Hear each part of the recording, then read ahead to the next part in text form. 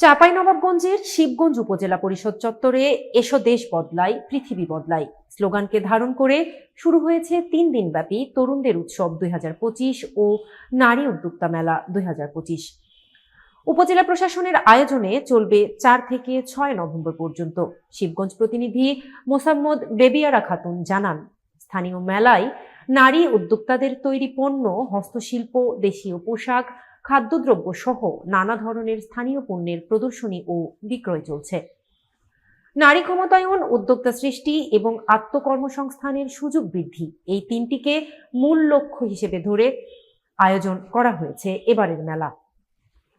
প্রতিদিন সকাল থেকে রাত পর্যন্ত দর্শনার্থীদের জন্য উন্মুক্ত মেলায় নারী উদ্যোক্তাদের পাশাপাশি তরুণদের সৃজনশীল কর্মকাণ্ডগুলোও তুলে ধরা হচ্ছে।